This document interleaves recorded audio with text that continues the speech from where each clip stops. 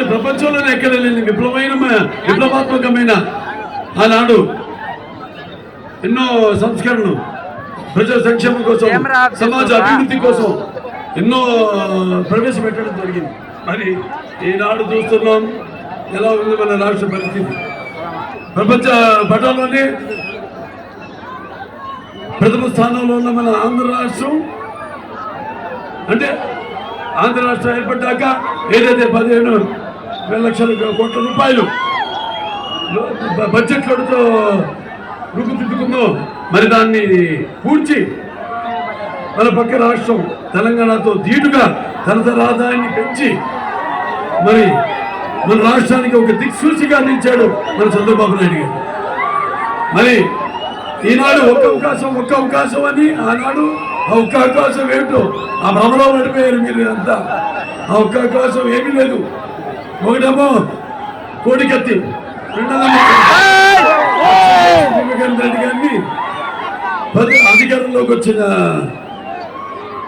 జగన్ ఏం చెప్పాలి దాని గురించి? సిద్ధం అంటాడు. దేనికి సిద్ధం? తల్లిని చెల్లిని ఇంటి నుంచి తరిమేశాడు. అలాగే తన బాబాయిని హత్య చేయించిన నిందితులను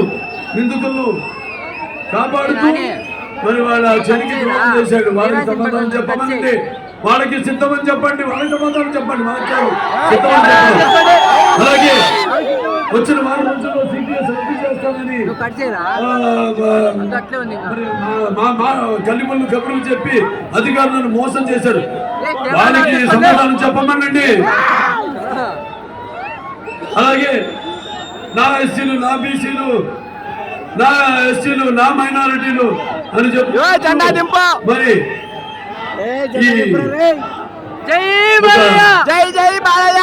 ఎమ్మెల్సీ అనంత్ కుమార్ దళితుడైన తన కార్ డ్రైవర్ని మరి హత్య చేసి డోర్ డెలివరీ చేశారు.